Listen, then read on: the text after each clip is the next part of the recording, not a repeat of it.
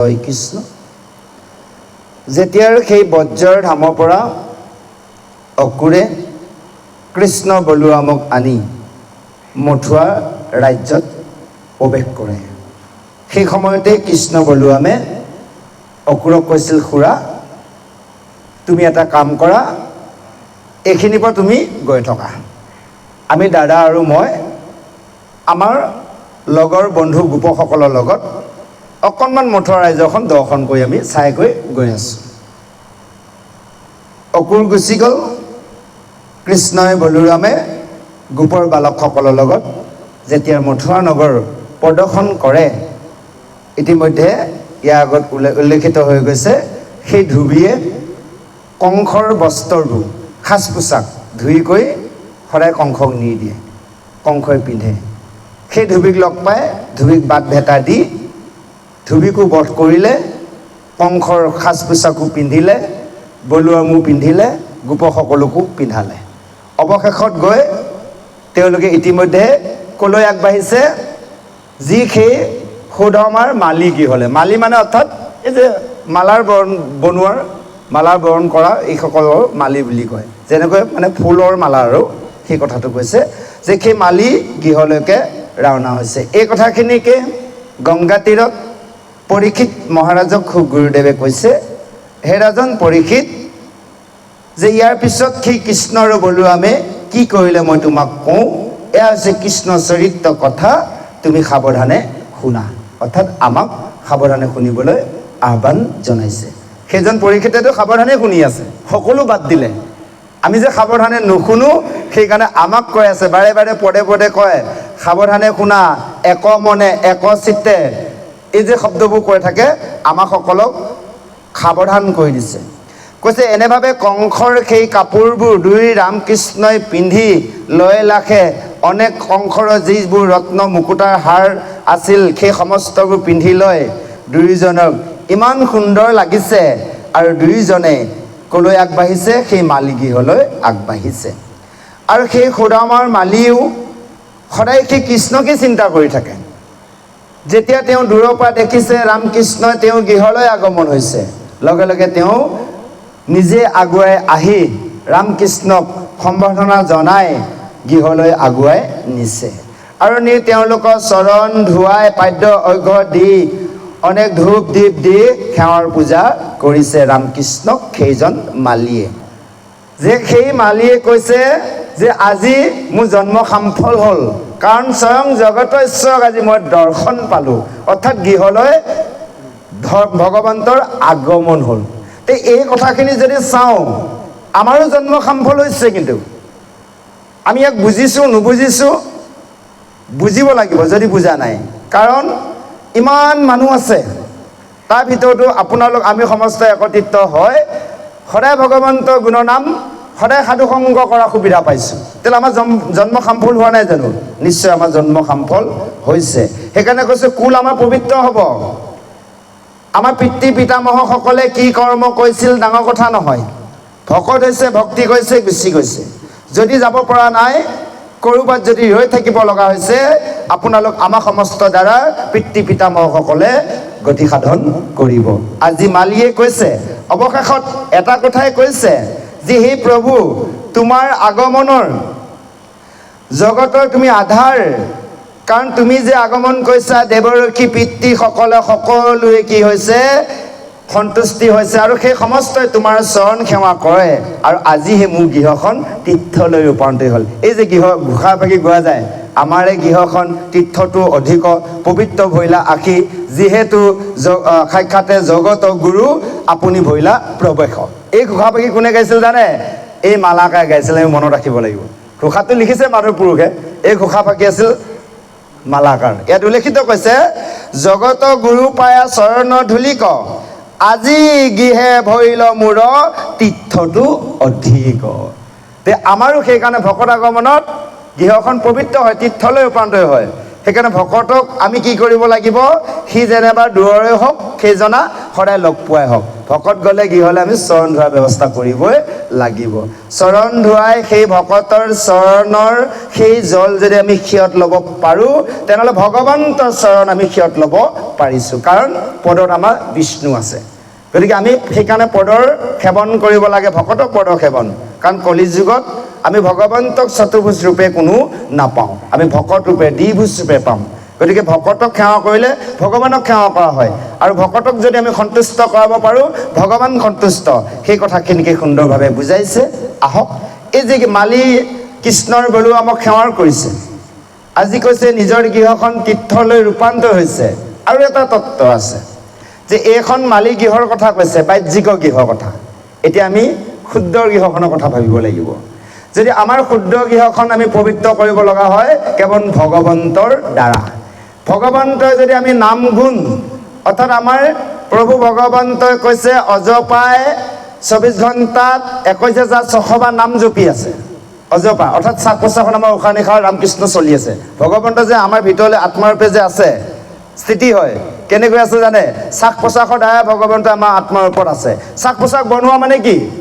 ভগৱন্ত ওলাই গ'ল, তাৰমানে উশাহ নিশাহ বন্ধ, অলৰেডি মৃত্যু ঘটিল, তাৰমানে ভগৱন্তৰ হৃদয়ত নাই, আত্মা নাই, জীৱ নাই। তাৰমানে এই শ্বাস প্ৰশ্বাসৰ দ্বাৰাই 24 ঘণ্টাত 21,600 চলি আছে।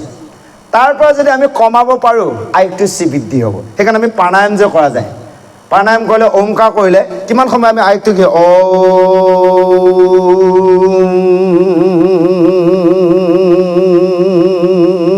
টানি লৈ গ'লোঁ। সেইকাৰণে খুব পৰিশ্ৰম কৰা মানুহবোৰ চাবচোন, খুব কষ্ট কৰি আহিলে খৰকৈ উশাহ টানি থাকে। তাৰমানে যেতিয়া 21,600 পৰা উশাহটো বাঢ়ি যাব, মানুহ এজনৰ আয়ুটো কমি আহিব। আৰু যদি দীঘল দীঘলকৈ নিশ্বাসটো ল'ব পাৰে, তেনেহ'লে জানিব সেইজনৰ আয়ুষ বৃদ্ধি হয়। শাস্ত্ৰতে দিয়া আছে। সেইকাৰণে ভকতসকলে একত্ৰিত হ'লে কিয় প্ৰাণায়াম কৰা যায়? প্ৰাণায়াম কৰিলে তাতে কিছুমান আয়ুসৰ অকণমান তেওঁ যোগ কৰি লৈ নিজৰ আয়ুসটো বঢ়াই ল'ব পাৰে। সেই কথাখিনিকে সুন্দৰভাৱে কৈছে যে এনেভাৱে এইখন গৃহক পবিত্ৰ কৰিব লগা হ'লে আমি সেই অজপা লগত বাকীবোৰ আমি নাম জপ কৰিব লাগিব। মুখেদি কৰিলোঁ, হৃদয়েদি কৰিলোঁ, হস্তই ভগৱন্ত কৰ্ম কৰিলোঁ, চৰণে ভগৱন্তৰ তীৰ্থলৈ ভকতৰ ওচৰলৈ দৰ্শন কৰিলোঁ, ইত্যাদি ইত্যাদি যদি আমি কৰি যাওঁ, তেনেহ'লে আমাৰ এই গৃহখনো পবিত্ৰ হ'ব। আটাইতকৈ ডাঙৰ কথা হৈছে কি? ভগৱন্তই দিনে ৰাতিয়ে ভ্ৰমণ কৰিয়ে থাকে। সেইজন ভগৱন্তই এখন এখন বাহ্যিক গৃহত প্ৰৱেশ কৰে কেতিয়া? যিখন গৃহত ধূপ ধূনাৰ জ্বলিব ভগৱন্তৰ নামত, আৰু যিখন গৃহত ভগৱন্তৰ গুণানুকীৰ্তন চলিব, ইয়াত বাহ্যিক। আৰু আমাৰ আধ্যাত্মিক শুদ্ধৰ গৃহত কৈছে যিখন গৃহত হৃদয়ত ভক্তি দীপ জ্বলাব আৰু মুখত ৰামকৃষ্ণ নাম চলিব, সেইখন গৃহতো কিন্তু ভগৱন্তই স্থিতি হৈ থাকে। সেইকাৰণে আমাৰ ভগৱন্তই অকণমান এৰা দিয়াৰ বাবে বিপদ হয়, আমাৰ ভকত হ'লেও বিপদ হয়। সেইকাৰণে কৈছে গোসাঁই ফুৰে দিনে ৰাতি,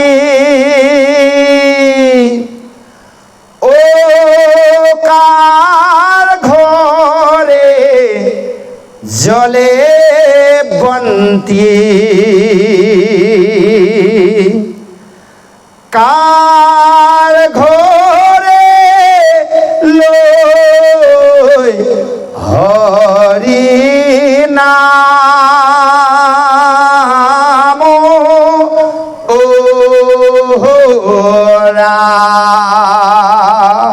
ভগৱন্তই দিনে ৰাতি ভ্ৰমণ কৰি আছে। কোনখন গৃহত নাম চলিছে, কোনখন গৃহত ধূপ দীপ চলিছে। সেইকাৰণে সন্ধিয়া ৰাতিপুৱা গৃহত ধূপটো জ্বলোৱাই যায়, আইসকলে ধূনা জ্বলাব লাগে। ধূনা জ্বলাই পদূলি লৈ খুৱাব লাগে, হয়নে বাৰু? সেইটো নিয়ম কৰিব লাগে। কিন্তু বাকী আমি মন্দিৰৰ ভিতৰত ধূনা নজ্বলালেও চলিব, গুৰু গৃহত ধূপ দীপে চলিব। কিন্তু গৃহখনৰ বাহিৰৰ মহলটো ঘৰৰ ভিতৰে ভিতৰে ধূনা জ্বলাব লাগে। মহৰ ধূপটোৱে জ্বলাই এটা জীৱক আমি হিংসা কৰি আছোঁ। যদি ধূনা দিয়া যায়, ধূনা দি আপুনি ধূনা জ্বলাই ফেনখন চলাই দিবচোন, ঠাণ্ডা গৰমৰ কি কথা আছে? গোটেই ঘৰটো যেতিয়া ধোঁৱা মানে হ'ব, ধূনাৰ গোন্ধটো পালে মনটোও ভাল লাগে, হৃদয়খনো পবিত্ৰ হ'ব, গৃহখনো পবিত্ৰ হ'ল, মহ এটাও নাথাকে। আমি সেই ব্যৱস্থা কৰোঁ ঘৰত। আমাৰ সদায় ধূনা জ্বলোৱা ব্যৱস্থা আমি কৰোঁ। জয় কৃষ্ণ, এইটো কৰিব লাগে। আৰু ধূনা জ্বলাই অলপ পদূলিলৈ দিয়াৰ লগে লগে কিমান মনটো ভাল লাগে দিয়কচোন। খুব ভাল লাগে এই ব্যৱস্থাখন আমি কৰিব লাগে যা হওক আইগৰাকী আকৌ এবাৰ গাই দিব দিলে জয় কৃষ্ণ গোসাঁই ফুৰে দিনে ৰাতি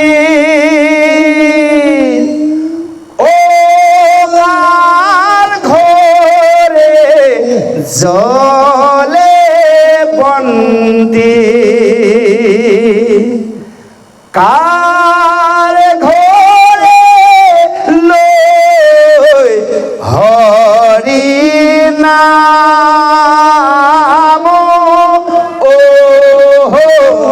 ৰাম ডাঙৰ তত্ত্ব এইটো ডাঙৰ তত্ত্ব কিন্তু ভকত বুলি ভকত দেখাই ফুৰিছোঁ ভকতৰ সংগত ফুৰিছোঁ যদি হৃদয়ত যদি ভক্তিবন্তী জ্বলোৱা নাই মুখত যদি ৰামকৃষ্ণ নাম নাই সেইখন গৃহ হ'ব নোৱাৰে সেইকাৰণে কৈছে সেইখন বোলে আপোনাৰ সৰ্পালয় হয়নে বাৰু গতিকে এনে এখন গৃহ আমাক প্ৰয়োজন নাই আহক আজি সেই মালিয়ে কৈছে গৃহখন তীৰ্থলৈ ৰূপান্তৰ হ'ল আমিও আজি চাওঁ সেই মালিৰ লগতে সহযোগ কৰি আমিও যদি প্ৰত্যেকে নিজৰ নিজৰ এই গৃহখন তীৰ্থ বা মন্দিৰ বনাব পাৰোঁ আহক পিছৰ পদত আমি শ্ৰৱণ কৰোঁ জয় কৃষ্ণ ৰাম জগতৰ পৰমকা ৰণভূমি হুই অভয়াসী দেৱতাৰ তুৰা দেৱ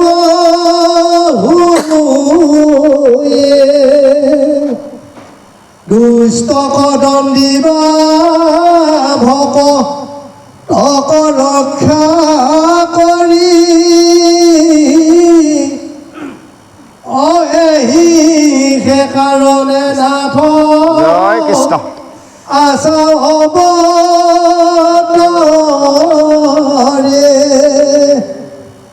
জগতৰে আত্মা তুমি সুহিত বান্ধৱ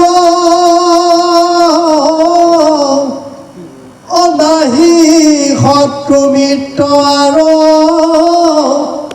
তোমাৰ মাধৱ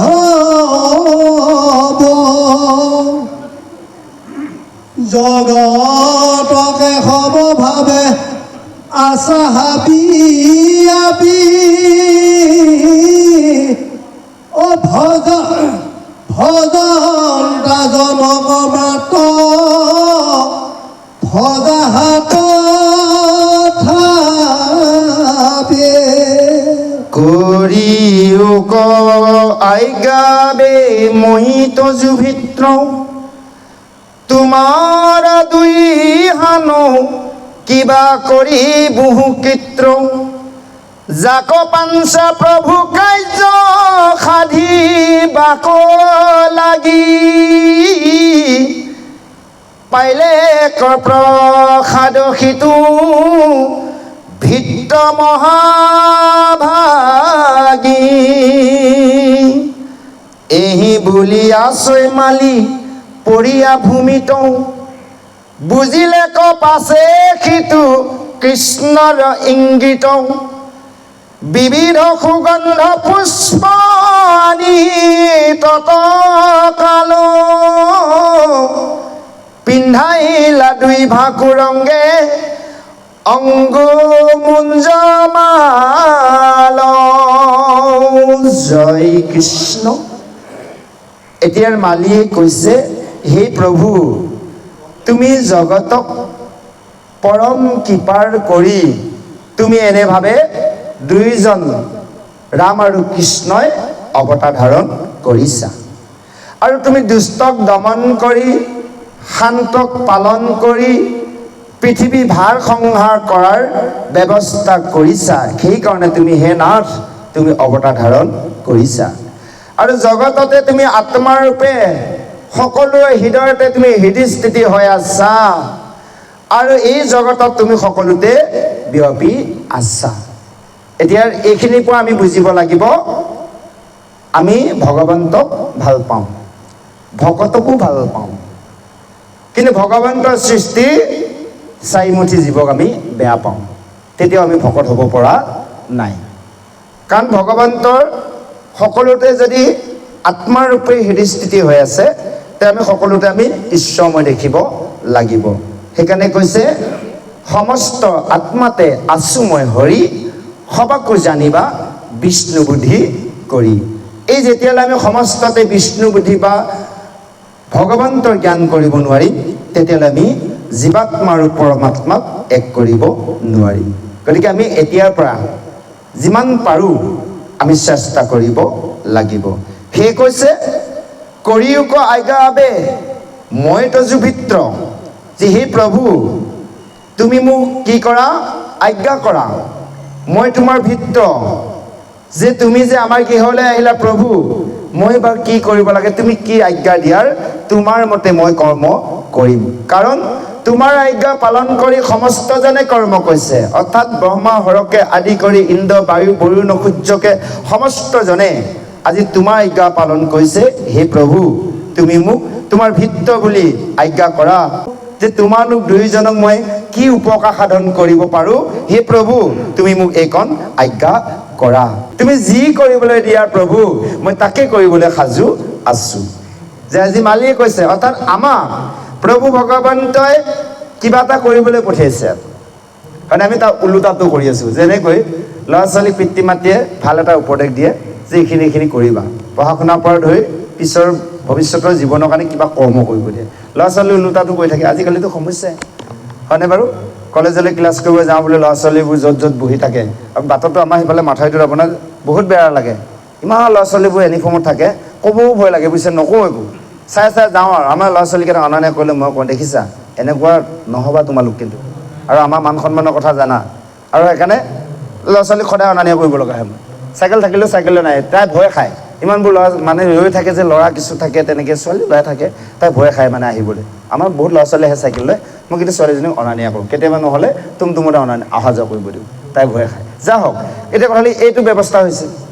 পিতৃ মাতৃ বাক্য পালন কৰা নাই, দেউতাকহঁতে ভাবিছে যে ছোৱালীজনী বা ল'ৰাটো কলেজলৈ গৈছে, ক্লাছ কৰিবলৈ গৈছে, হয়নে বাৰু? পিতৃ মাতৃ বাক্য পালন কৰা তদনুৰূপ আমিও পিতৃ বাক্য পালন কৰা নাই। পিতৃ মাতৃ ভগৱন্তই পঠিয়াইছে ধৰা ধামলৈ যোৱা, মনুষ্যৰূপে জন্ম লাভ কৰা, কলি যুগত ভাৰতবৰ্ষত অসমত হৰিনাম লোৱা, গুচি অহা ঈশ্বৰ কৰ্ম কৰা। আমি কৰিছোঁ নে বাৰু? ওলোটাটো কৰি আছোঁ। অকণমান সময় ঈশ্বৰক সময় দিয়াৰ পিছত আৰু বাকী সময়ত সময় নাই, আৰু ঈশ্বৰ কৰ্ম কৰা আমাৰ সময়ে নাই। যদি ঈশ্বৰে কয় বোলে ঠিক আছে তোমাৰ লগতো মই থাকিবলৈ সময় নাই, 10 মিনিট সময় যদি ঈশ্বৰে আমাৰ ওচৰৰ পৰা আঁতৰি যায়, ডাইৰেক্ট ক'ব মানুহজন বিদ্যালয়লৈ বাঁহ কাঠ আৰু ৰাইজ মাত, সোনকালে নিবহে লাগে আৰু, হয়নে বাৰু? নাহিবনে প্ৰভু? এইটো পৰ্যায় আহি যাব। সেইকাৰণে কৈছে যে এনেভাৱে তুমি আজ্ঞা কৰা, কি কৰিব লাগে, কাৰণ সমস্তৰ জনে তোমাৰ আজ্ঞা পালন কৰি কৰ্ম কৰে, আৰু আমিও আজি তোমাৰ আজ্ঞাৰ বিচাৰিছোঁ, তুমি কোৱা। এনেভাৱে চৰণত পৰি মালিয়ে কৃষ্ণক সেৱা কৰি আছে, আৰু লাহেকৈ বুজি পালে কৃষ্ণই এই ইংগিতৰ কথা। লগে লগে জানি মালিক ক'লে যে যোৱা, তুমি কি কৰা, আমাক একো দিব নালাগে, কেৱল তুমি আমাক, আমি যে এয়া এতিয়া কংসৰ সাজ পোছাক পিন্ধি আহিলোঁ, ৰজা সাজ পোছাক পিন্ধিলোঁ, ইয়াতে এটা বস্তু কমি আছে, মোক এডাল তুমি মালা বৰণ কৰা, অৰ্থাৎ মোক কৰা, মোক দাদাক কৰা। এনেভাৱে মালিক আজ্ঞা কৰিছে, মালিয়ে এডাল মালা পিন্ধাইছে। আহক, ইয়াৰ পিছত আৰু কিবা কিবি নিশ্চয় দিব, কি সেৱা কৰে, কি আশীৰ্বাদ দিয়ে মালিক কৃষ্ণই। আহক, সেই আশীৰ্বাদখন যদি অকণমান আমিও পাওঁ, আমাৰো জীৱন ধন্য হ'ব। আহক আমি শ্ৰৱণ কৰোঁ। জয় কৃষ্ণ। এৰা পুষ্পে ভুগিলে কলো, যত গোপগণ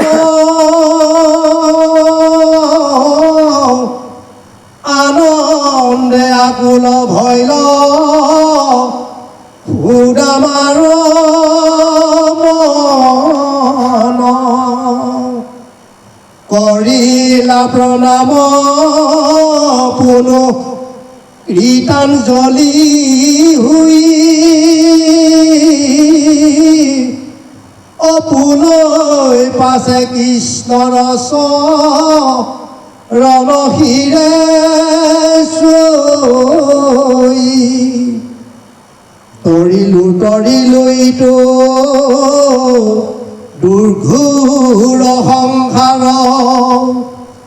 দেখিলো অধম মই চৰণ তোমাৰ অপশিলু শৰণ দেৱ দীন দয়াশীল এহি বুলি পাৱে পৰি সুদামা কান্দিলা এৰাম তাৰ প্ৰেম ভক্তিক্ত দেখিয়া কৃষ্ণ ৰাম বুৰন্তলৈও কবৰ সত্তৰে খোদাবাৰ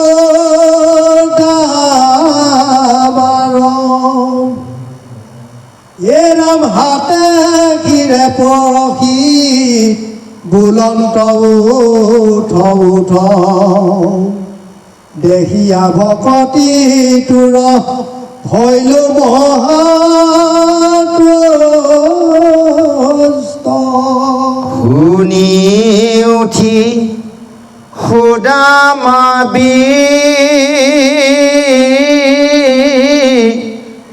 না বেজোৰ হাত থাকুক অচলা মূৰ ভকতিটো মাতে মনে যেন নেৰৈ এৰি অৰুণ চৰণ থাকুক মুখত গুণ নামৰ কীৰ্তন বিষ্ণু ভকতেহে হৈব পৰম বান্ধৱ ভূত দায়া ধৰ্ম জুনু চাৰুমা ধব এহি বুলি মৌন হৈয়া ৰহিল সুদাম দিলন্ত সমস্তে তাংক বৰ কৃষ্ণ ৰাম এ ৰাম আনুবৰ দিলন্ত ভকতি তাৰ দেখি কদাচিতো নেৰুক অৰ্চলা তোক লখি নুগুচুক আয়ু বলৌ যশৰ সুবৃদ্ধি সৰ্বকালে তেহুৰ বংশৰ হৌক বৃদ্ধি এহিমতে সুদামা মালিক দিয়া বৰ বজাই লন্ত তয় হন্তে ৰাম দামোদৰ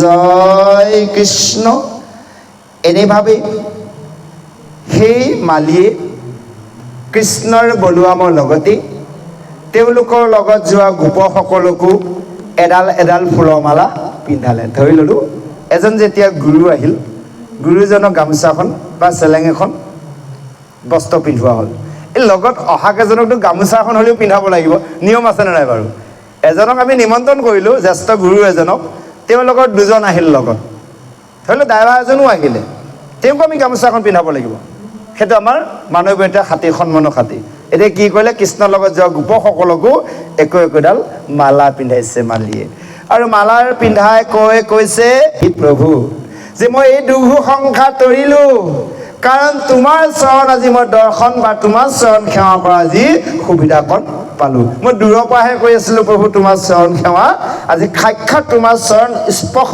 কৰি তোমাৰ চৰণ সেৱা কৰি তোমাক যে এডাল মই মাল্যবৰণ কৰিব পাৰিলোঁ। এই যে ইতিমধ্যে বুজালে আপোনাৰ বস্ত্ৰ পিন্ধা ভগৱন্তই ধুবিৰ পৰা ফুলৰ মালা পিন্ধিলে ইত্যাদি ইত্যাদি যে এইবোৰ যে কথা ওলাই আছে, এই যে আপোনাৰ ভগৱন্তৰ যি মূৰ্তি অৰ্থাৎ শালেগ্ৰাম পূজা কৰা শৃংগাৰ কৰা বুলি কয়, গোপাল মানে গোপালক শৃংগাৰ কৰা বুলি কয়। এই ব্যৱস্থাটো স্নান কৰাব লাগে হয়নে বাৰু, গা ধুৱে বস্ত্ৰ পিন্ধাব লাগে, মালা পিন্ধাব লাগে, চন্দন দিব লাগে, তিলক দিব লাগে। এটা চন্দনৰ কথা ওলাবগৈ, কুজিয়াখনত ওলাবগৈ। আকৌ এফালৰ পৰা তেওঁ বস্ত্ৰ পিন্ধি এতিয়া মালা পিন্ধিছে, ইয়াৰ পিছত আকৌ চন্দন পিন্ধা ওলাবগৈ। চন্দনটো পিন্ধিবলৈ তিলক পিন্ধিব লাগিব, পিছলৈ আগবাঢ়িব। যা হওক, সেই কৈছে এনেভাৱে কৈছে প্ৰভু মই তৰিলোঁ, কাৰণ তোমাৰ চৰণ সেৱা কৰি এই দুঘূৰ মায়া মই তৰিলোঁ। এনেভাৱে চৰণত ধৰি সেই দিনৰ দয়াশীল বুলি চৰণত ধৰি কান্দিছে। আৰু তাৰ প্ৰেম দেখি কৃষ্ণৰো দুখ লাগিছে। ভকতৰ দুখ দেখিলে ভগৱন্তই ৰৈ থাকিব নোৱাৰে, ভকতৰ দুখ দেখি ভগৱানৰ দুখ লাগিছে। গতিকে কৃষ্ণৰো দুখ লাগিছে, ৰামকৃষ্ণ দুয়োজনে। আৰু লাহেকৈ দুয়োজনে অকণমান সময়ৰ পিছত সেই সুদামাৰ বাহুত ধৰি উঠাই কৈছে, উঠা সুদামা তুমি উঠাৰ। এনেভাৱে উঠাই তেওঁলোকক দুয়োজনে তেওঁক আশীৰ্বাদ দিবলৈ আগবাঢ়িছে। যে কৈছে তোমাৰ যাতে মোৰ এই চৰণ মনৰ পৰা কেতিয়াও আঁতৰি নাযায়, আৰু সদায় যাতে তোমাৰ মুখত কেৱল ৰামকৃষ্ণ নামষাৰ থাকে। আমাৰ কেতিয়া থাকিব?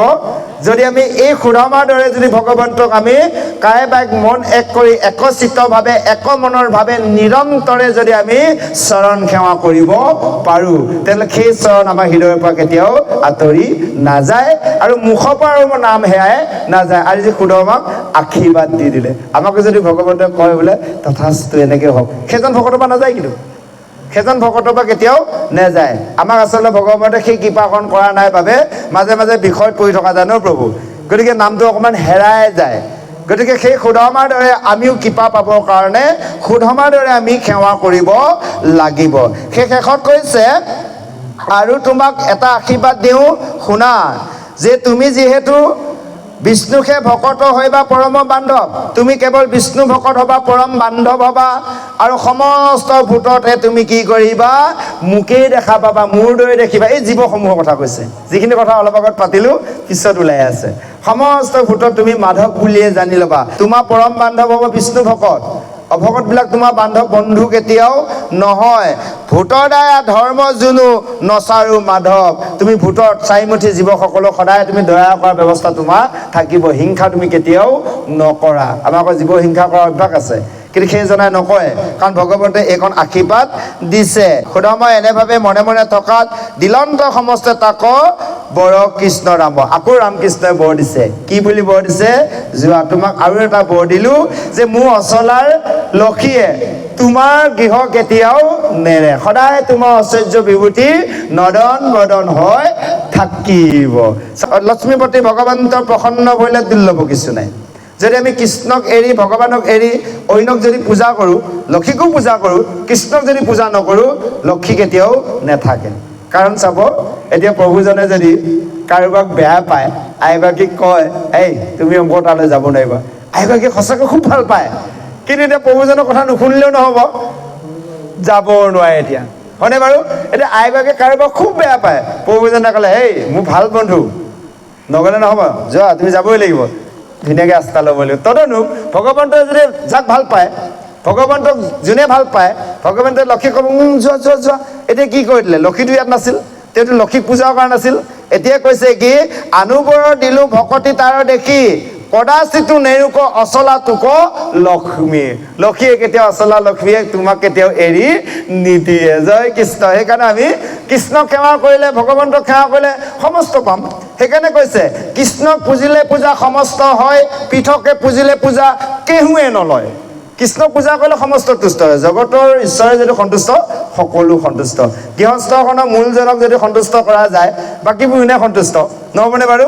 গতিকে মালিকৰ লগত যদি বন্ধু পাতিব পৰা যায়, ল'ৰা ছোৱালীৰ কথা কি আছে, এনেও শুনিব, নহয়নে বাৰু?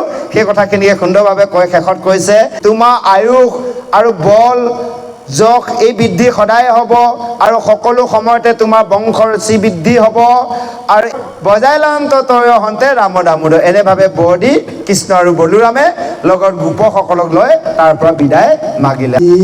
ৰাম হুইয়াৱাতি বিভূষিত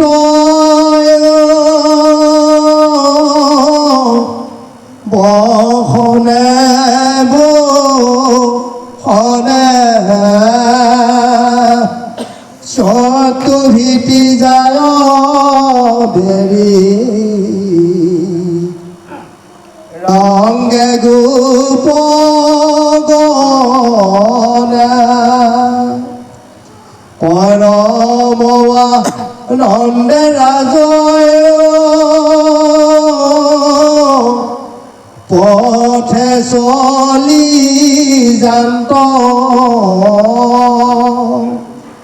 যুৱতী কুবুজা যায় তাইক দেখিল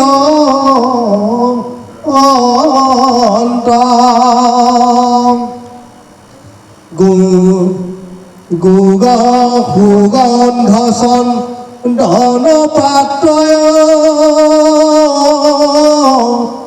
হাতে আছে ধৰি পুচিলন্ত ওচৰ চাবি আশায়ে ৰে কোন তুমি পৰমৰ মনে অনুৰাগী সুগন্ধ চন্দন নিয়াকা কলা গে দিয়া যাবে আমাক চন্দন ইটোৰ দান অচিৰকালতে হৈ তোমাৰ লাভ শুনিও কওঁ সুন্দৰ শৈৰিন্ধি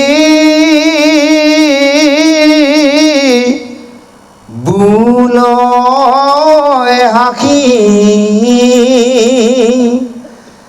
জানা কংস ৰাজাৰ আমি সে মুখ দাখি সাজু চতু বিধ অংগ ৰাগমনু হৰ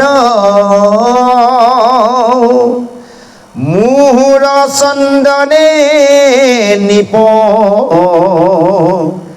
তীৰ ৰুচি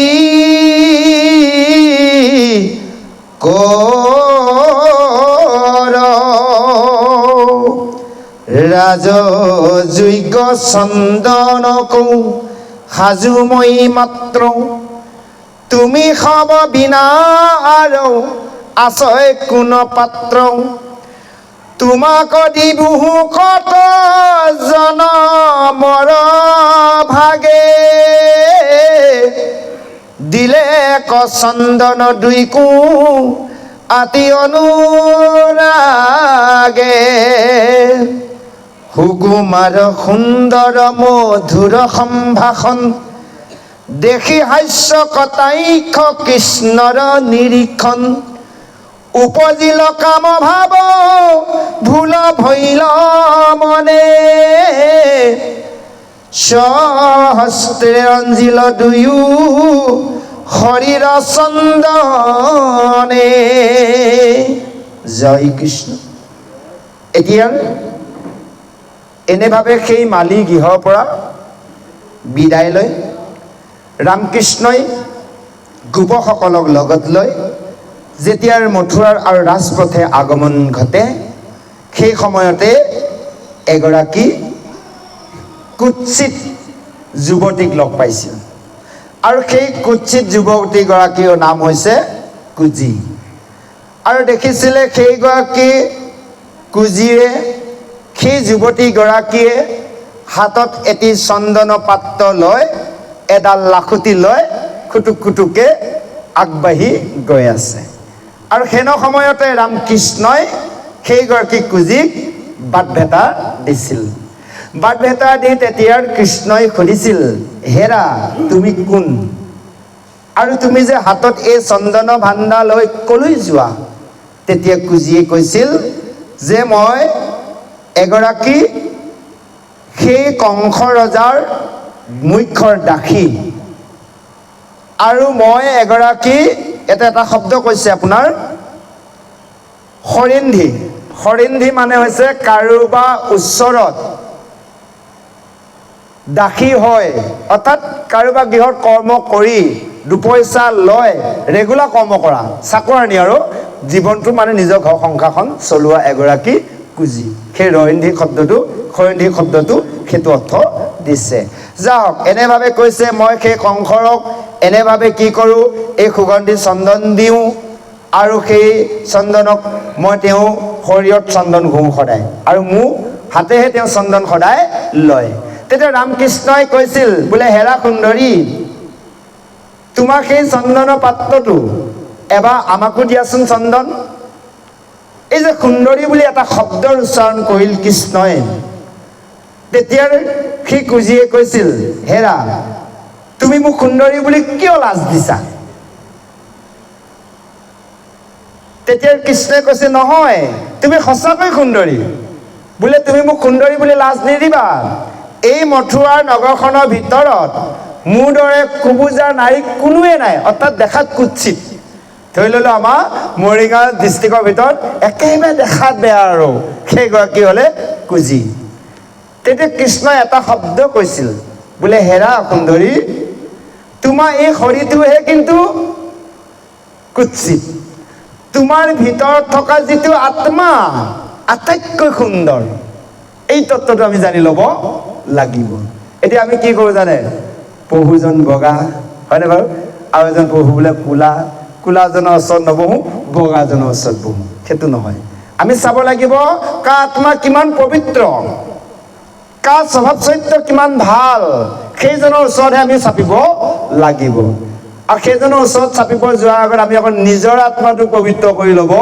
লাগিব নিজৰ চৰিত্ৰটোক আমি পবিত্ৰ কৰি ল'ব লাগিব সেই কুজি কৈছিল যে তোমাৰ সঁচাকৈ আত্মাটো পবিত্ৰ মই তোমাৰ শৰীৰটোৰ কথা কোৱা নাই তোমাৰ আত্মাটোৰ কথা কৈছোঁ তেতিয়া লগে লগে কৈছিল যে সেই চন্দন সেইজন দুৰাচাৰী কংসই পিন্ধাৰ যোগ্য নহয় সেই চন্দন তুমি মোক পিন্ধোৱা সেই কংসই তোমাক কিমান ধন দিয়ে কিমান তোমাক কৃপা কৰিছে তাতকৈ দুগুণ তোমাক মই বেছিকৈ দিম লগে লগে সেই কুজিয়ে কৃষ্ণ আৰু বলোৰামক চন্দন পিন্ধালে দুইজনক এতিয়া চন্দন পিন্ধালে আৰু এই দুইজনে যে চন্দন পিন্ধিলে এতিয়া কিবা এটা ল'লেতো কিবা এটা দিব লাগিব কুজিক কিবা দিয়ে নে নিদিয়ে ইতিমধ্যে উল্লেখিত কৰি গ'ল যে কিবা দিম কংসই যিমান দিয়ে তাতকৈ ডবল দিম কিবা ডবল দিয়ে কংসই দিয়া ধনকেইটাই গৃহখন পৰিয়ালটো চলিছিল এতিয়া ভগৱন্তই দিয়াটো পৰিয়াল বা চলে নে নচলে ভগৱন্তক এবাৰহে লগ পাইছে নহয় জানো কংস সদায় পাই আছে ভগৱানক এবাৰহে পালে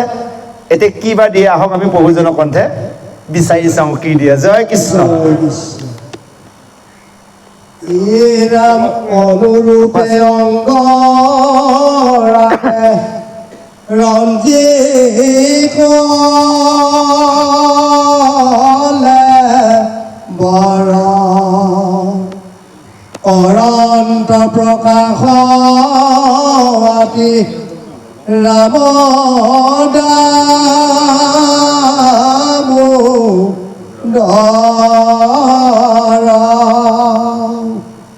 পিন্ধাইলে চন্দন মাত্ৰ সুন্দৰে ধৰি দুষ্ট ভৈলাবেকে কতে কি পাব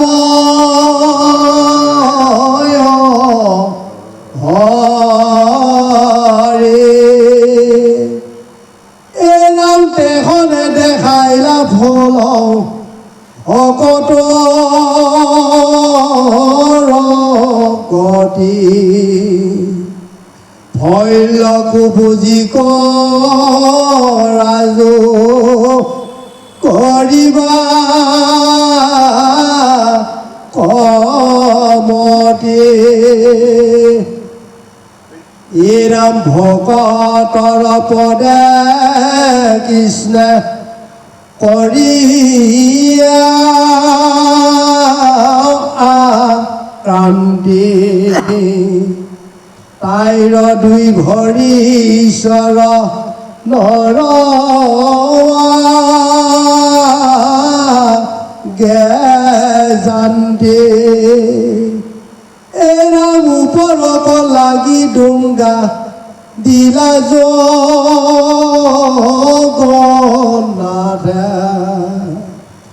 কৰিলন্ত সম্বোধিনী তলৈক ৰনাথে পৰশিলা মাতে কিপা ময়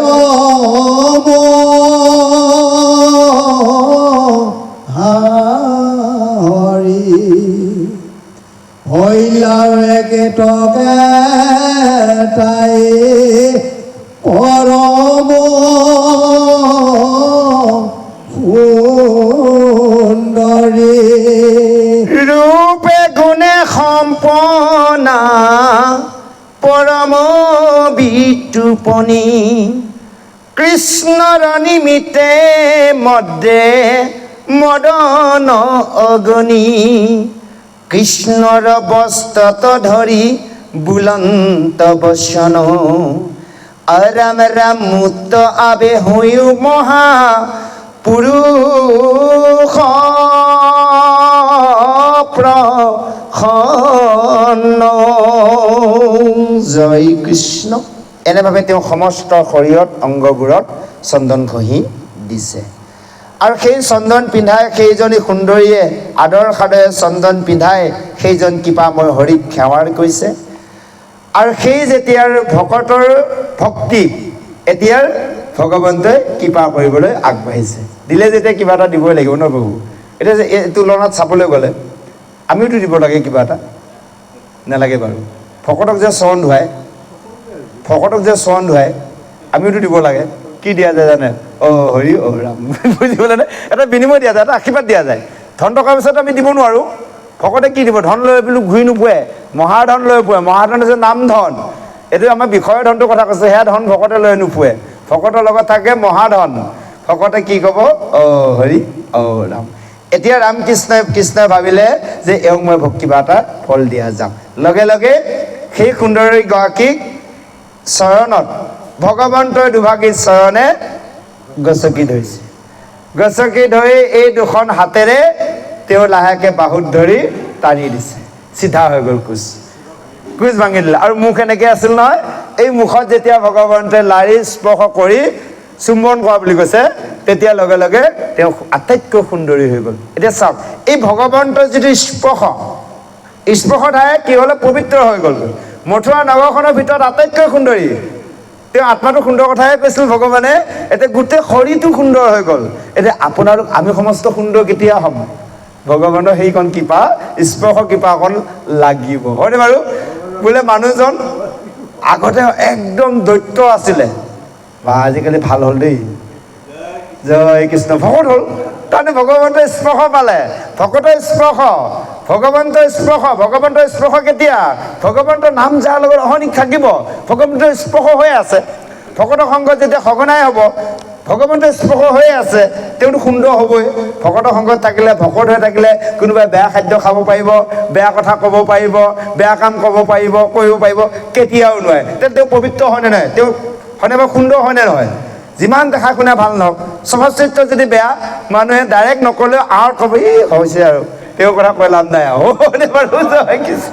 গতিকে আটাইতকৈ ডাঙৰ কথা হৈছে ভগৱন্তৰ কৃপাৰ প্ৰাপ্ত হ'লেহে আমি সুন্দৰ হ'ব পাৰিম, আত্মাক আমি সুন্দৰ কৰিব পাৰিম, দেহ শৰীৰো সুন্দৰ কৰিব পাৰিম। সেই কৈছে এনেভাৱে কৈ সেইগৰাকীক যেতিয়া আটাইতকৈ সুন্দৰী হ'ল, এতিয়া কামভাৱে লয় লাখে সেই কৃষ্ণৰ মুখলৈ চাই কৃষ্ণৰ বস্ত্ৰত ধৰি এতিয়া কি কৈছে সেইগৰাকীয়ে কিবা মাগিব বিচাৰিছে।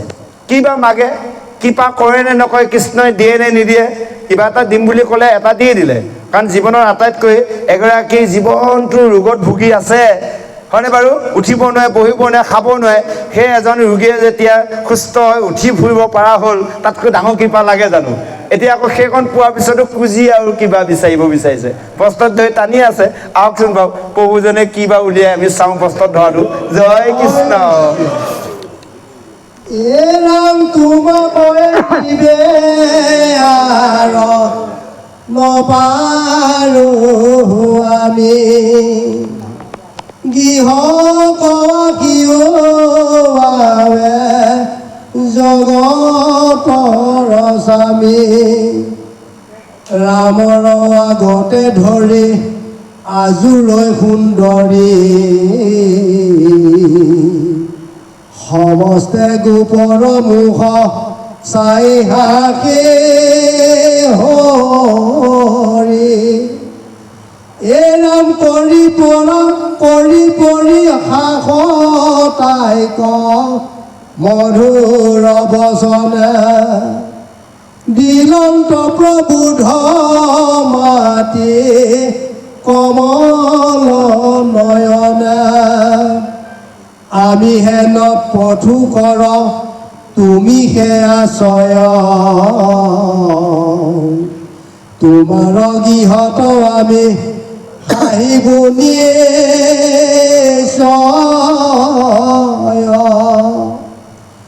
এ নাম কংস কবধিয়া সাধি নিজ প্ৰয়োজন তেবেহে কৰিব মন তোমাৰ পূৰণ যায়ো আজি গৃহ কোৱা মাত এৰিয়া এই বুলি সুন্দৰীক কৰি পৰি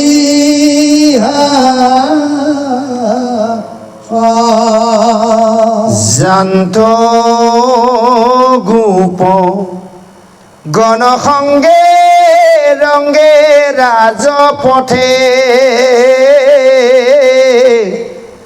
ভ্ৰমন্ত লোকক ৰঞ্জি জগতৰ নাথে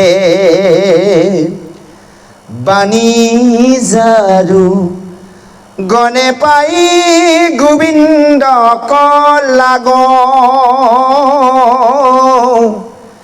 কৰিল প্ৰণাম বাই গৈল অনুৰাগ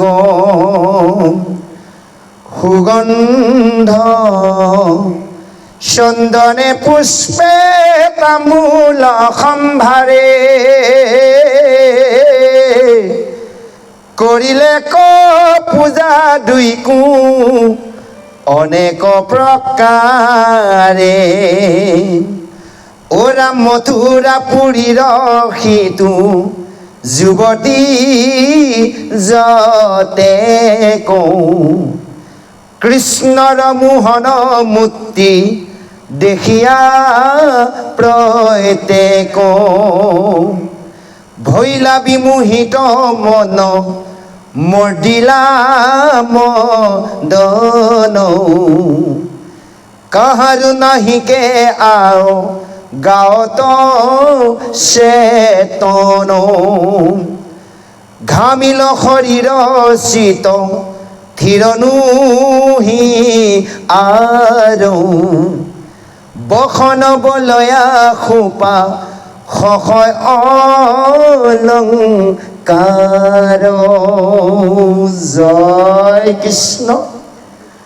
এতিয়া সেই কৃষ্ণৰ যেতিয়া বস্ত্ৰত ধৰি কুজিয়ে কৈছিল যে হে প্ৰভু, হে স্বামী, তুমি মোৰ মনোকামনা পূৰ্ণ কৰা, তুমি আহা, আজি ৰাতি মোৰ গৃহতে থাকিবা। এতিয়া এই যে গোপসকল থাকিল লগত, কৃষ্ণই মানে গোপসকললৈ এবাৰ চাই, ধৰি ল'লো খুব আপোন ভাল পোৱা মানুহ এজনক কোনোবাই মাতিলে আৰু এতিয়া গম পাইছে লগত এইসকল আছে, ইংগিততে চাইছে কোনোবাই কিবা ভাবিছে নেকি, চাই কৰি লৈ তেতিয়া লাহেকৈ কৈছে আৰু বোলে শুনা, এতিয়া আমি আহিছোঁ পথৰ যাত্ৰাত, তুমি এতিয়া বাটতে লগ পালা, তুমি প্ৰথম আমাৰ যাত্ৰীহে, গতিকে যা হওক তুমি গৃহলৈ যোৱা, মোৰ নিজৰ যিটো কামৰ বাবে আহিছোঁ, অৰ্থাৎ মই কংসক বধ কৰিবলৈ আহিছোঁ, যে কংসক বধ কৰি মোৰ নিজৰ যেতিয়া কৰ্মখিনি শেষ হ'ব, মই তোমাৰ ওচৰলৈ আহিম, তুমি ঘৰলৈ যোৱা। এতিয়া কুজিক পঠিয়াই দিলে, কুজিয়ে বাট চাই থাকিব। এতিয়া তদনুৰূপ যেতিয়া এজন ভকত কুজিৰ দৰে সুন্দৰ হৈ যায়, মানে আত্মা যেতিয়া পবিত্ৰ হৈ যায়, সেই ভকতজনে কেৱল কৃষ্ণকে আশা কৰি থাকে, নকয়নে প্ৰভু? কৃষ্ণ ব্যতিৰেকে তেওঁ কাৰো কথা ভাবিব সময় নাই, নেভাবেও কেতিয়াও। যিমান বিপদে নহওক, ভাল বেয়া যি দিনে ৰাতি হওক, তেওঁ কৃষ্ণকে চিন্তা কৰি থাকে। অৰ্থাৎ কুজিৰ দৰে আমাৰ আত্মাক আমি কৰিব লাগিব, কেৱল কৃষ্ণ চিন্তাত থাকিব লাগিব। এতিয়া কৃষ্ণই কুজিক ক'লে, তুমি গৃহলৈ যোৱা, তোমাৰ মনৰ আশা মই পূৰণ কৰিম, কিন্তু মোৰ যিটো মূল উদ্দেশ্য, মই কংসক বধ কৰিবলৈ আহিছোঁ, কংসক বধ কৰি আহি তোমাৰ মই মনৰ আশা পূৰণ কৰিম, এতিয়া তুমি গৃহলৈ যোৱা। এনেভাৱে সেই কৃষ্ণৰ বলোৰামে গোপসকলক লৈ পুনৰ পথে যাত্ৰা কৰিছে। সেই পথত যিমানবোৰ বাণিজ্য কৰিবলৈ যোৱাৰ লোক কৃষ্ণক বাটত লগ পাইছে, সেইজন গোবিন্দক লগ পাই সকলোৱে সেৱাৰ জনাইছে। বাটত যোনে যেনেকৈ কৃষ্ণ বলোৰামক পাইছে, কোনোবাই তামোল দি সেৱা কৰিছে, কোনোবাই পুষ্প দি কৈছে, যোনে যি পাইছে কিবা এপদ দি ভগৱন্তক সেৱা কৰিছে। সেইকাৰণে আমি ভগৱন্তক সেৱা কৰিবলৈ ঢেৰ আমাক ঐশ্বৰ্য বিভূতিৰ প্ৰয়োজন নাই, যোনে যি পাৰোঁ, হয়নে বাৰু? যদি পাইছে কোনোবাই অকণমান মাহ প্ৰসাদ আগবঢ়াইছে, নাই পৰা ধূপ এডাল বন্তি এগছ দিছে, তাকো ধূপ কিনিবলৈও কাৰোবাৰ অৰিহণা নাই, একো কথা নাই, তুলসী পত্ৰ এটা আনক, অকণমান জল লওক, শুদ্ধ সত্ৰভাৱে তাকো নিবেদন কৰক। সেইকণো কৰা যদি খাদ্য শক্তি নাই, তে কেৱল ভগৱন্তক মন প্ৰাণ নিবেদন কৰি ভগৱন্তক কৰ্ম কৰক। ভগৱন্তই কৈছে তথাস্তু। আমি এইকণো কৰিব নোৱাৰোঁ, বহুত মানুহ আছে তেনেকুৱা। মাজতে পালোঁ আৰু প্ৰসংগটো কৈছোঁ, মই ভাগৱতলৈ যাব আহিছোঁ টাউনতে, আৰু এগৰাকীয়ে গৃহত সোমালোঁ। এগৰাকীয়ে কৈছে হেৰি, মই ক'লোঁ আৰু গোঁসাই ঘৰ কাম নকৰিলি নেকি আজি বুলি কৈছোঁ। গোঁসাই ঘৰটো অকণমান মানে উকা দেখি আছোঁ মই ছাইডটো। কৈছে আৰু তেল নোহোৱাৰ কাৰণে আজি নোহোৱা, এইটো ডাঙৰ কথা, ধূপ আছে নে বোলে? আছে, ধূপডাল দি সেৱা কৰ। সেই কৈছে বন্তি নজ্বলালে ভাল নাই, বুজি পোৱা নাই, বন্তি জ্বলোৱা কথা নাই, ধূপ নহ'লেও কথা নাই, ঈশ্বৰক একো কৰ্মতে পিছুৱাই নাথাকিবি, কমচে কম জল অলপ লওক, ধুই আহিব, গোঁসাই ঘৰত চাফা কৰক, তুলসী পত্ৰ অলপ পুষ্প এপাত দিয়ক, সেৱা কৰক, ঘোষা ফাঁকি গাই ভগৱন্তক কওক, প্ৰভু তোমাক দিবলৈ এইকণৰ বাহিৰে মোৰ আৰু একো নাই। আমি এসোপা ঐশ্বৰ্য বিভূতি দিব পাৰোঁ, যদি মন প্ৰাণ ভগৱন্তক নিবেদন কৰা নাই, ভগৱন্তই গ্ৰহণ নকৰে, হয়নে বাৰু? এই কথাটো আপোনাৰ আমি দশম স্কন্ধতে পাম। ক'ত পাম জানে? বিপ্ৰদামোদৰ আখ্যানত পাম, হয়নে বাৰু? বিপ্ৰদামোদৰ আখ্যানত পাম। আৰু সিদিনাখনো য'ত ভাগৱতত গ'লোঁ, বিপ্ৰদামোদৰ আখ্যান ওলালে। যিখিনি কথা ইয়াত কৈ থৈ গ'লোঁ, সেইখিনি কথাই তাত আকৌ ব্যাখ্যা কৰিব লগা আছে, পদত ওলাই গৈছে। ভগৱন্তই কৈছে, মোক পুজিবলৈ যদি মোৰ ভক্ত একোৱেই নাথাকে, অকণমান নদী জল, তুলসী পত্ৰ এটা মোৰ চৰণত নিবেদন কৰক, তাকো শুদ্ধ সত্ৰভাৱে। যদি কোনোবাই অশুদ্ধতাভাৱে এসোপা দ্ৰব্য দিয়ে, মই তাক কেতিয়াও গ্ৰহণ নকৰোঁ। সেইকাৰণে আমি ভগৱন্তক যিয়ে নিবেদন নকৰোঁ, একেবাৰে আত্মাৰ ভিতৰৰ পৰা আমি নিবেদন কৰিব লাগিব। এই ৰাইজে ক'লে বুলিয়ে যে মোক অমুকখিনি দিব লাগিব, ৰাইজৰ পেচাত মই দিম, নহ'ব, হয়নে বাৰু? যে আত্মাই জুখি ঢুকি পোৱালৈহে আমি ভগৱন্তক নিবেদন কৰিব লাগিব, হয়নে বাৰু? যিমান পাৰোঁ, আৰু যি দিম আমি ভগৱন্তক শুদ্ধ সত্ৰভাৱে দিব লাগিব। দি লৈ চিন্তা কৰাৰ প্ৰয়োজন নাই, চিন্তা কৰিলে আগতে কৰি ল'ম, দিব পাৰিম নে নাই ন প্ৰভু? দি লৈ চিন্তা কৰিছে, দি লৈ বিপদত পৰিলোঁ, মোৰহে এনেকুৱা হ'ল, ঘৰখনত বেছিকৈ দিলোঁ মই, এই ভাৱনা কৰাৰ কোনো প্ৰয়োজন নাই। সেই ধুনীয়াকৈ কৈছে আমাৰ কথাখিনি, যে সেই ভগৱন্তক এনেভাৱে সেৱা পূজা কৰিছে, যোনে যি পাই দিছে। আৰু সেই মথুৰাৰ নগৰৰ সেই নাৰীসকলে ভগৱন্তক দেখি, দূৰৰ পৰা ৰূপ দেখি দৰ্শন কৰি সকলো মন হৰণ কৰি লৈ গৈছে, কাৰণ ইমান সুন্দৰ সাজ পোছাক, হয়নে বাৰু? লগতে পিন্ধিলে মালা, আকৌ ল'লে চন্দন ঘঁহি, দেখাত ইমান সুন্দৰ লাগিছে। ভাবকচোন এবাৰ আপোনালোকে, আপোনালোক কেনেকুৱা লাগিছে নাজানো, পঢ়ি আছো যদিও চকু আগত দেখা যেন লাগি আছে। এই ভাৱনাটো আমাৰ আনিব লাগিব। সেই কৃষ্ণৰ মদন ভোলা ৰূপ দেখি সেই নাৰীসকলৰ গাত চেতনা নাই, কাৰোবাৰ খোপা সলকি গৈছে, কাৰোবাৰ বসন ভূষণৰ অলংকাৰ সলকি পৰিছে, গাত চেতন নাই। কেৱল কৃষ্ণৰ সেই মনোহৰ ৰূপ কেৱল সকলো নাৰীয়ে দৰ্শন কৰিছে, মথুৱা নাৰীয়ে, কাৰণ শুনিহে আছিলে কৃষ্ণৰ কথা। হয়নে বাৰু? সেই গোকুলৰ ধামত ব্ৰজত যি লীলা কৰি আছে কৃষ্ণই, গোপীসকলৰ লগত ৰাসলীলা, কংসই পঠোৱা অসুৰসকলক বধ কৰি আছে, সমস্ত লীলামালাৰ কথা শুনিহে আছিলে কৃষ্ণ। আজি সাক্ষাৎ দৰ্শন পাইছে। কৃষ্ণক চাওঁতে কাৰ কি বস্ত্ৰ ক'ত পিন্ধিছে, ক'ত সলকিছে, একো গমেই পোৱা নাই। আহক আমি পিছৰ পদলৈ আগবাঢ়িছো। জয় কৃষ্ণ।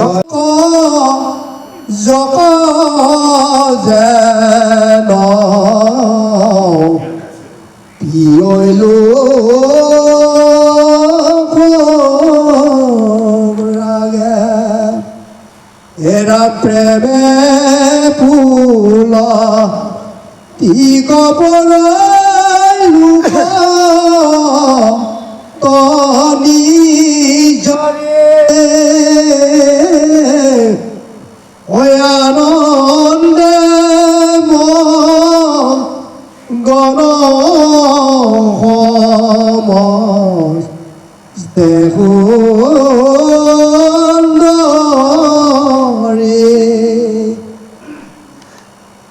ইরাম গোকুল হন্তে কৃষ্ণ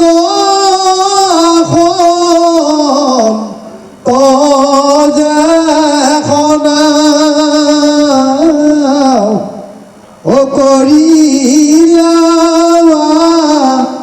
সংখ্যা যোগী সজল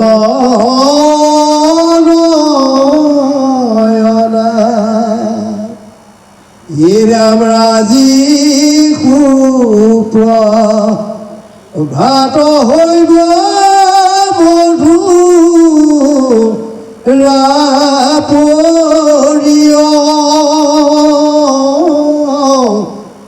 ও দেখিবে কি স্তর মুখ অমল চিৰ এৰা পুৰো খাবো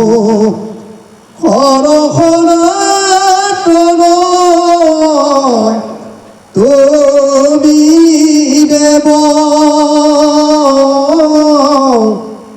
ও ব্ৰহ্মা ৰিয়া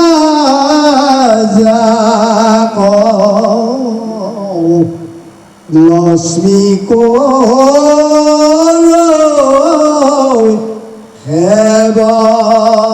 হে নয় কৃষ্ণক দেখি সুন্দৰী সকল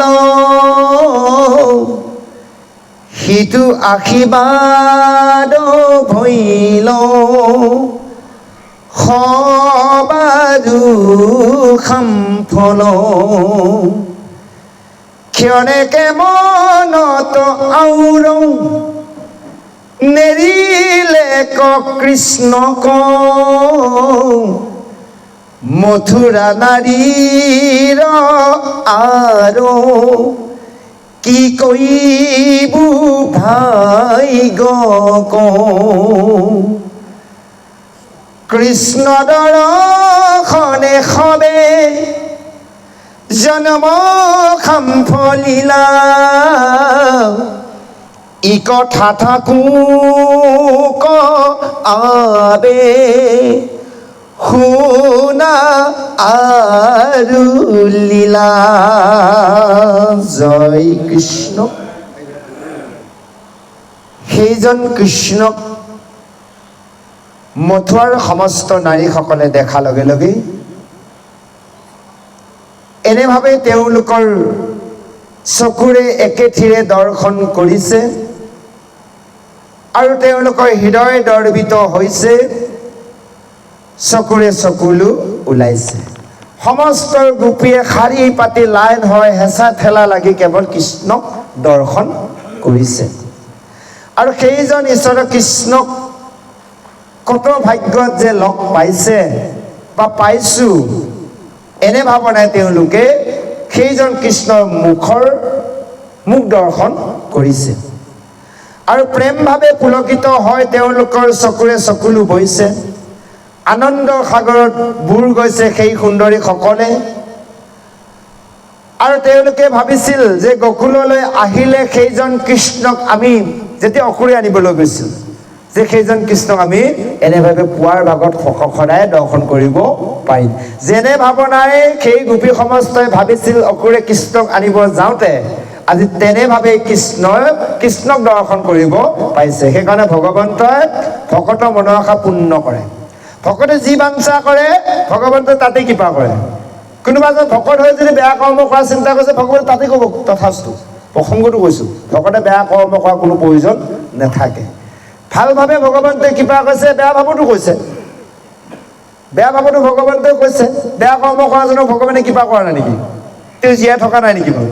আত্মাৰূপে হৃদয়ত আছে, তেওঁ কৃপা কৰিছে কৰি থকা হয়, কৃপা কৰিছে হয়নে বাৰু? এই মাজতে এদিন প্ৰশ্ন কৰিছিল, এই আমি এনেকৈ অভাজনে কৈ গৈ আছিলোঁ ভগৱন্তই আত্মাৰূপে সকলোতে হৃদয়স্থিতি হৈ আছে।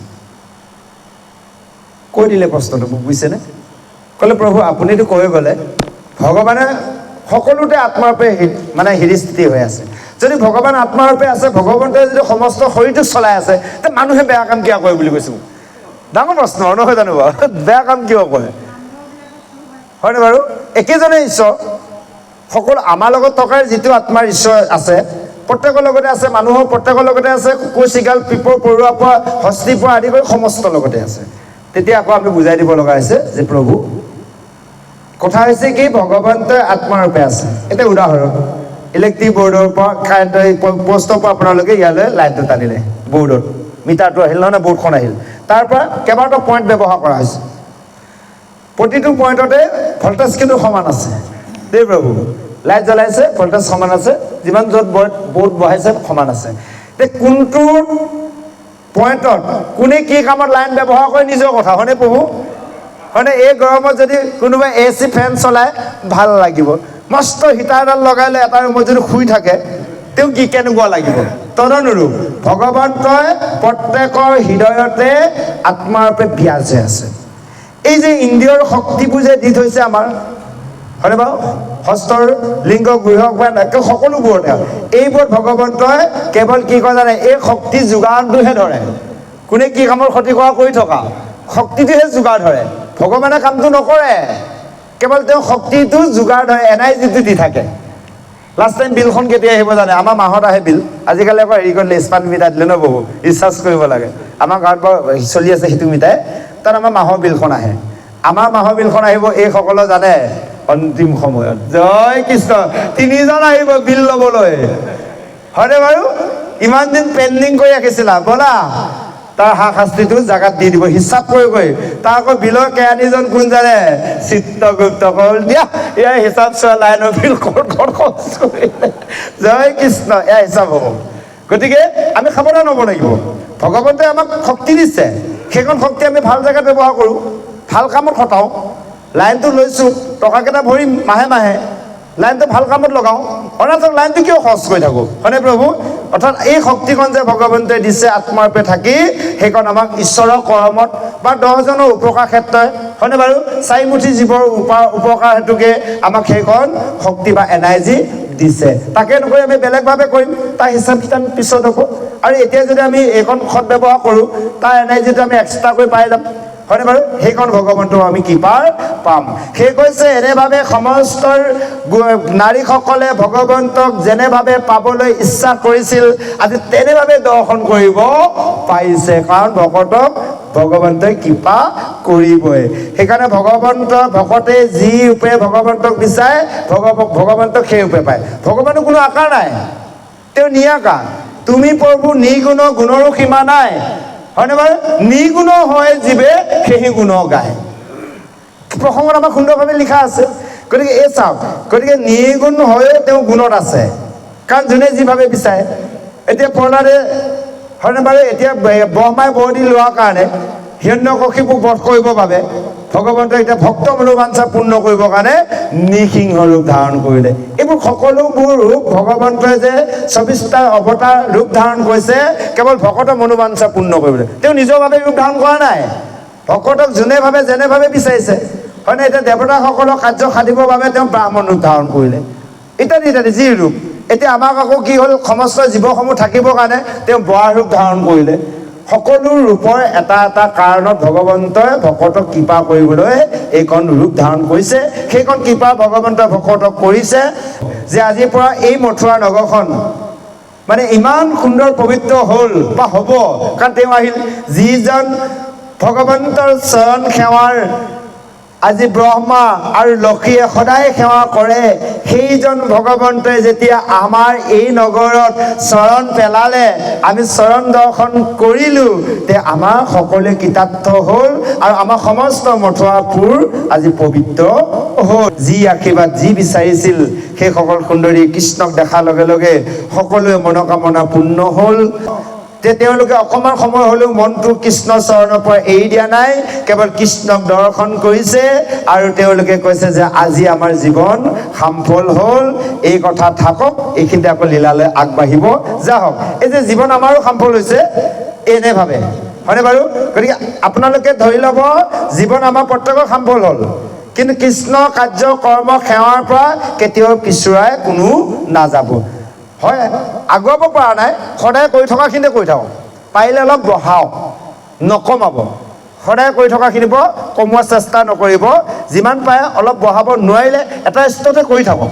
যিখিনি সদায় কৃষ্ণ সেৱা কাৰ্য কৰি আছে তাকে কৰক। কেতিয়াবা পাৰিলে অকণমান যোগ কৰি বঢ়াই দিয়ক, সময় বঢ়াওক, ভগৱানৰ স্তুতি দুটামান বঢ়াওক, ঘোষা প্ৰাৰ্থনা কেইটামান বঢ়াওক নবহো, কিন্তু কমাই নানিব। কৰাখিনিৰ পৰা কেতিয়াও কমাই অনা চিন্তা নকৰিব, বঢ়াবলৈ চিন্তা কৰিব। আজি এনেভাৱে সকলোৱে জন্ম সাফল হৈছে। আহক এইখিনিতে এই কথা থৈ অকণমান আকৌ লীলামালা কি বা লীলা কৰে কৃষ্ণ এতিয়া প্ৰৱেশ কৰিলেগৈ নগত। নাৰীসকলে দৰ্শনহে কৰিছে, একোটো লীলা কৰা নাই। এতিয়া লীলামালালৈ আগবাঢ়িব, আহক আমি শ্ৰৱণ কৰোঁ। জয় কৃষ্ণ। হয় প্ৰভু কৃষ্ণ। হয় হয় জয় কৃষ্ণ। ভগৱন্তৰ নিগুণ, তেওঁ নিজাকৈ কোনো গুণ নাই। এই গুণবিলাক ধৰিব লগা হৈছে ভগৱন্তই ভকতৰ বাবে দেই প্ৰভু। এটা এটা গুণত আহিছে, কাৰণ এতিয়া তেওঁ গুণ নাই, নিগুণ। নিগুণ হৈ গুণ ধৰিছে। কেনেকৈ গুণ আহিছে চাওক। এতিয়া আমি সমস্তৰ মানুহ হয়নে বাৰু। তেওঁ এটা গুণ হ'ল, মানুহ আকাৰত আহিল। কুকুৰ চিগালত থকাটো কুকুৰ চিগাল হ'ল, এইটো গুণৰ কথা কৈছে প্ৰভু। তেওঁ নিৰ্গুণ, তথাপিতো গুণত তেওঁ আহিছে। কেনেকৈ আহিছে? আত্মাৰ ৰূপে যে তেওঁ হৃদয়স্থিতি হৈ আছে সেইজন ভগৱন্তই। কিন্তু আমি দেখিছোঁ এটা কুকুৰ, দেখিছোঁ এটা গৰু, দেখিছোঁ এটা হয়নে বাৰু মেকুৰী, দেখিছোঁ এজন মানুহ, এটা পক্ষী দেখিছোঁ হয়নে বাৰু। এয়া হ'লে ভগৱন্তৰ এটা গুণ। সেইকাৰণে ভগৱন্তই বিভূতি বুলি কৈছে। সকলোতে ভগৱন্ত আত্মাৰূপে আছে। আমি দেখা দিলে বেলেগ বেলেগ দেখিছোঁ। সেইকাৰণে আমাক সেই সমস্ত জনকে জীৱকে আমাক ঈশ্বৰ মূৰ্তি দেখিব দিছে। নিগুণ ভগৱন্ত নিগুণ, তেওঁ কোনো আকাৰ নাই। য'তে দিব পানীৰ দৰে প্ৰভু, গিলাচত দিলে এগিলাচ হ'ল, প্লেটখনত দিলে এক প্লেট, বাল্টিত দিলে এক বাল্টি। তদনু ভগৱন্তৰ পানীৰ দৰে নিয়াকাৰ, কোনো আকাৰ নাই। তেওঁ আকাৰ ধৰিছে। তুমি প্ৰভু নিগুণৰ গুণৰো সীমা নাই। নিগুণ আকৌ বোলে গুণৰো সীমা নাই। নিগুণ হৈ জীৱ সেই গুণ গায়, নিগুণ হৈ আকৌ জীৱই আকৌ সেই গুণকে গাই আছে। কি গুণ গাই আছে? সেইজন ভগৱন্তৰ গুণ গাইছে, কাৰণ তেওঁ নিগুণ হৈ আকৌ গুণৰ সীমা নাই। কেনেকৈ সীমা নাই? ইমানবোৰ জীৱ আছে, সকলো তেওঁ আত্মাৰূপে আছে। তেওঁৰ গুণৰ কিবা সীমা আছে নেকি? আমি জীৱসমূহ লিখিবলৈ নোৱাৰোঁ হয়নে বাৰু। সেইটো কথা কৈছে গুণৰ। আৰু নিগুণ হৈছে ভগৱন্ত নিয়াকাৰ নিৰঞ্জন। গতিকে আমি এতিয়া গুণময় সংসাৰখনত আমি গুণময় ভক্তিৰ পৰা পঢ়োঁ। যেতিয়ালৈ নিৰ্গুণলৈ যাব নোৱাৰিম তেতিয়াহ'লে আমি জীৱক গতি দিব নোৱাৰিম, অৰ্থাৎ জীৱাত্মা আৰু পৰমাত্মাক আমি এক কৰিব নোৱাৰিম। প্ৰথমে আমি গুণত যাব লাগিব। সেইকাৰণে আমাৰ গীতাত লিখিছে হয়নে বাৰু, সগুণ আৰু নিগুণ। সগুণ ভক্তি কৰিহে নিগুণত যাব পাৰিম।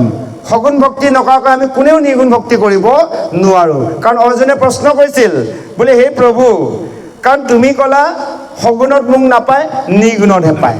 তুমি ক'লা মোক প্ৰবৃত্তিত নাপায়, নিবৃত্তিত পায়। যদি নিবৃত্তিতহে পায় বা নিগুণতহে পায়, তেন্তে গুণময় ভক্তিটো তুমি কিয় দিলা? নহ'লে তুমি প্ৰভৃতি ভক্তি কিয় প্ৰচাৰ কৰিলা? ডাইৰেক্ট তুমি নিৰ্গুণকে বা নিবৃত্তিকে দিব পাৰিলাহেঁতেন। তেতিয়া কৃষ্ণ অৰ্জুনক কৈছিল বোলে, শুনাৰ অৰ্জুন, যে এই গুণময় ভক্তিটো কি হৈ দিলে জানা? যেনেকৈ এজন শিশুক এটি ঔষধ খুৱাব লাগে, ঔষধটো তিতা, হয়নে বাৰু? তিতাৰ ঔষধটো মুখত দিয়াৰ লগে লগে তিতা পাই শিশুৱে নাখাব। গতিকে সেইকাৰণে প্ৰথমে শিশুটোক কি কৰা যায়? 1 চামুচ মৌ খুৱাই দিয়া যায়। এই মৌ চামুচটো দিয়ালৈ মিঠা পাই গ'ল, সেইবাৰ তিতাহে হয়নে বিষ হয়নে অমৃত হৈ শিশুৱে নাচায়।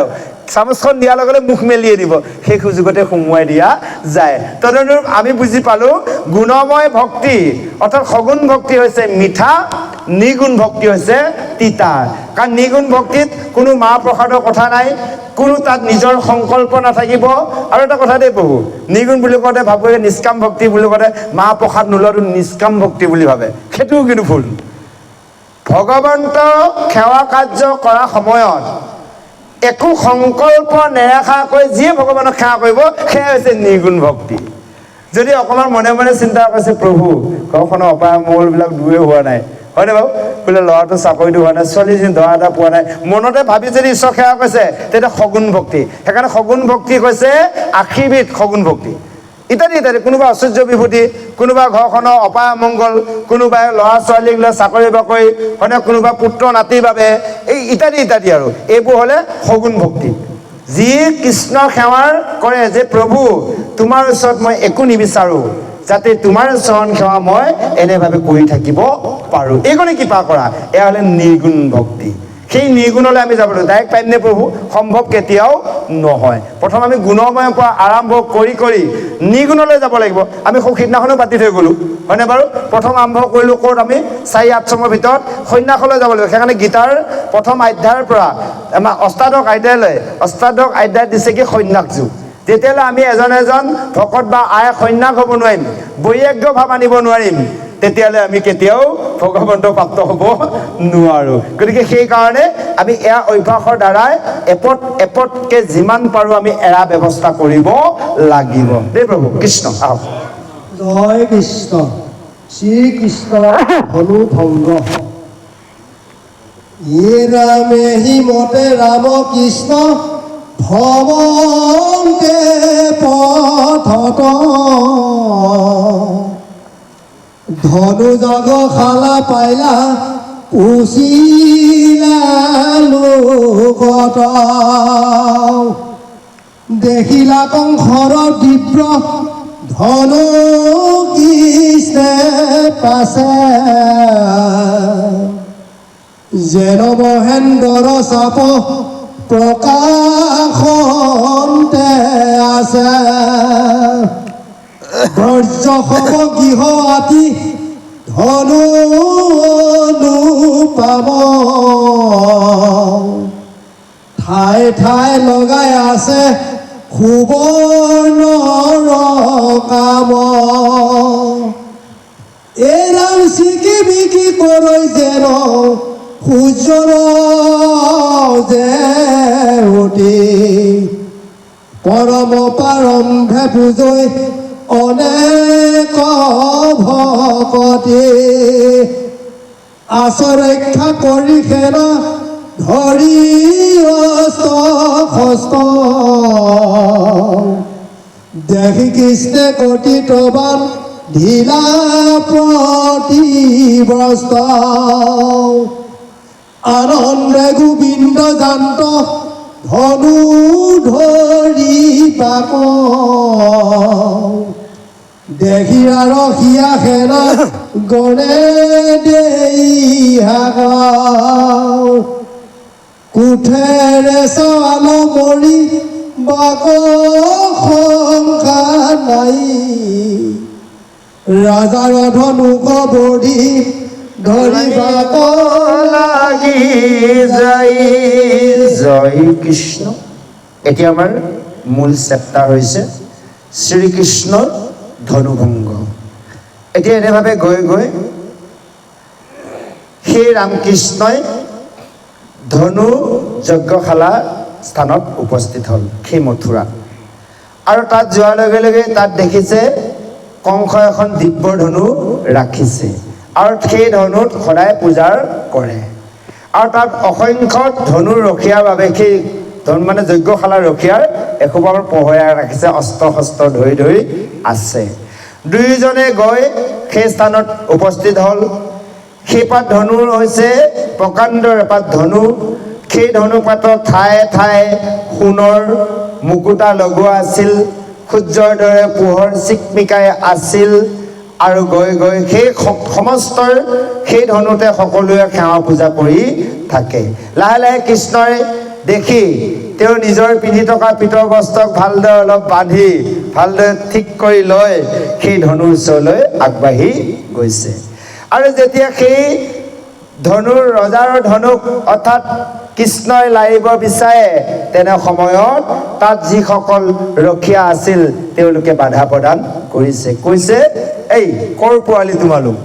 এই ৰজাৰ এপাত ধনু লাই মৰিব বিচাৰিছ, মৰিবলৈ ভয় নাই, এনেভাৱে বাধা প্ৰদান কৰিছে। এই যে কৃষ্ণক বাধা কৰিছে, এতিয়া কৃষ্ণই বা বাধা শুনে নে নুশুনে? হয়নে বাৰু? ধনু লাৰে নে ঘূৰি আহে? আহকচোন বাৰু আমি পিছৰ পদত শ্ৰৱণ কৰোঁ। জয় কৃষ্ণ।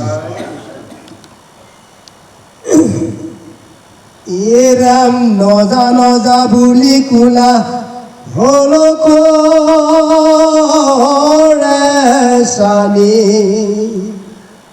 তথাপি মাধৱে জান্ত বাধা নগৰে, পৰমলীলাৰে বাহ হাতে তুলি ধৰি, নিমিষেকে ধনু তল গাইলা গো নহৰি, এৰাম ভাঙ্গিলা মাধৱে টানি আতুপ কণ্টাৰে, চমকিল হবে ৰুখ মদদাতকাৰা, অপয়াসে ধনুকক ৰিলা দুই খণ্ড, যেন মত মাতংগে ভাঙ্গিল ক্ষুদণ্ড, পুৰণি খবৰে দিশ বিদিশ আকাশ, বৰ্জৰ পতনে যেন জনৈব হাতাশ, ঐ ৰাম হবি পৰ লোকৰ নটৰি লতাল, শুনিলে কংসে ঘূৰ হবদ আস্ফাল, ঐ ৰাম কি ভৈল বুলিয়াব হাভয় ভৈল বৰ, পাঞ্চিলে সেনা অস্ত্ৰ ধৰি দিলা লৰ, দেখিয়া ৰখিয়া সিটো কটক কি তাইল, অস্ত্ৰ শস্ত্ৰ ধৰি সবে মানৱ সধাইল, এৰাম বেৰিলে চতু ভিত্তি ধৰ্মৰ বুলি,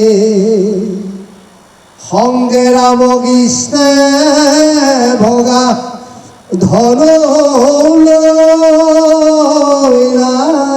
তুলি, আক্ৰান্তে সেনাক সবে বধিলা দুভাই, হাৰ ঘাৰ মুণ্ড হুন্দি তুলিয়া কোবাই, কাৰুৰু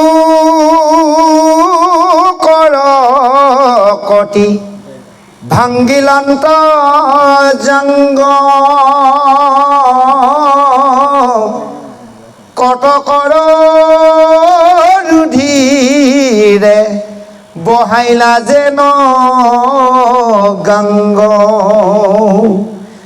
হেৰি লাগ পাইলা আখি কংসৰ কটকে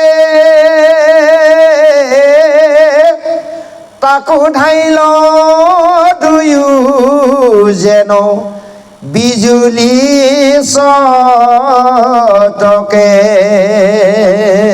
জয় কৃষ্ণ। এনেভাৱে কৃষ্ণক বলোৰামক বাধা প্ৰদান কৰিছিল সেই ধনুৰ ৰক্ষীয়াসকলে, আৰু সেই কৃষ্ণই বাধা নেমানি তেওঁ বাওঁহাতে সেই পাত ধনু হৰধনু উঠাই ল'লে, আৰু সেই ধনু উঠাই সোঁহাতে তেওঁ ধনু গুণ লগাব বিচাৰোঁতে ধনুখন মাজতে ভাঙি গ'ল।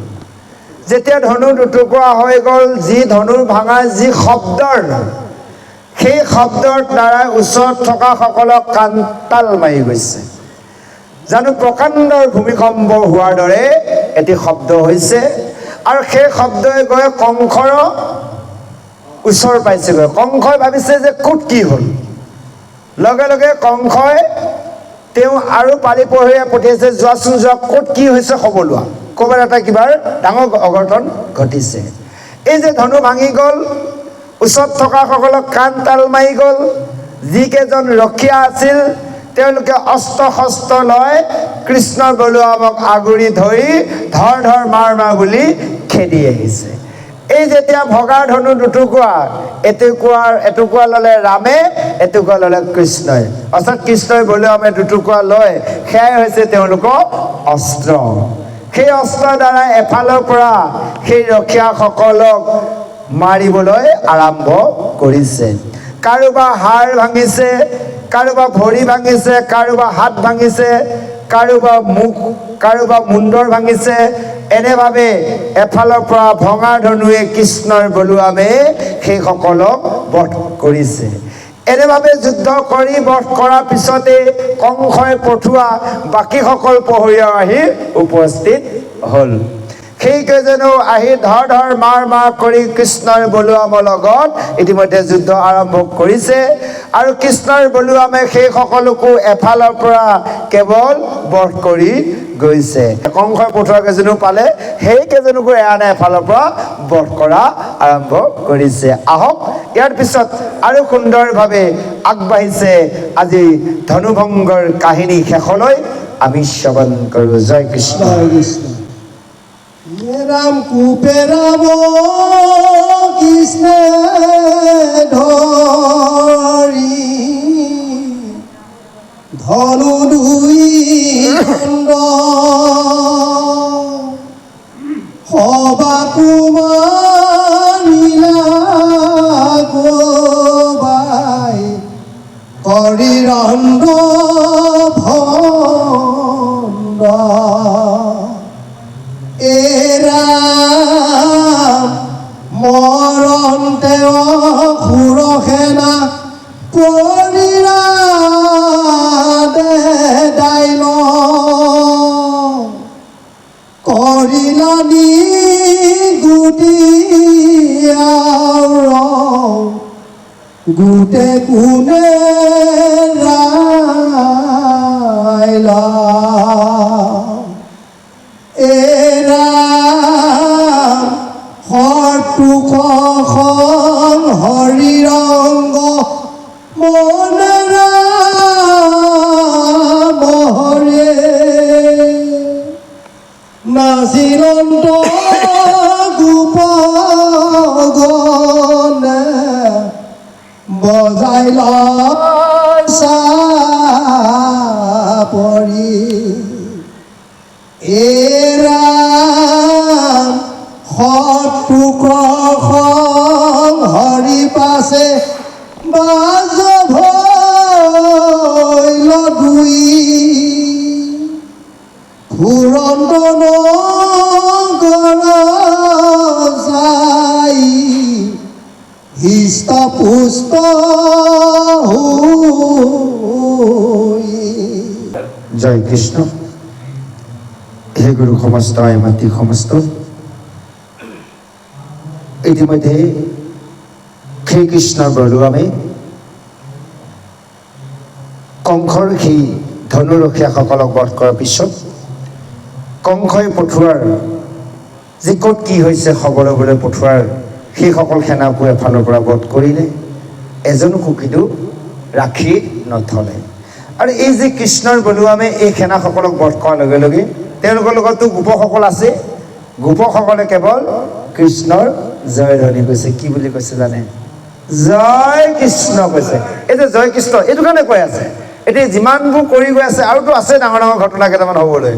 কাৰণ এতিয়া বাকীসকলক আৰু কংস বধ কৰাৰ আগতো আৰু আছে কুবলয় মল্লসকলক, হয়নে? এইসকলক বধ কৰাৰ সময়ত, কংসক বধ কৰাৰ সময়ত কিমান ধুনীয়াকৈ জয় কৃষ্ণ শব্দ ওলাব, কিমান ভাল লাগিব, হয়নে বাৰু? যা হওক, এনেভাৱে এই বধ কৰি তেওঁলোকে পুনৰ ৰাওনা হৈছে তাৰ পৰা, আৰু লগত গোপসকলে কেৱল কৃষ্ণ বলোৰামৰ জয়ধ্বনি কৰি আগবাঢ়ি গৈছে। আহক আমি সময় প্ৰতি লক্ষ্য ৰাখি আৰু দুটি পদৰ পিছতে আজি অধ্যয়ন চক্ৰ সমাপ্তি কৰা হ'ব। জয় কৃষ্ণ। জয় কৃষ্ণ। হে ৰাম প্ৰভাৱত প্ৰশান্ত ৰূপ দেহিনী ৰূপম সবে বোলৈ সিটো দুই দেৱতো উত্তম হেনো কি অদ্ভুত কৰ্ম মনুষ্যৰ হয় অৰব পুৰুষ এন্তে জানিলো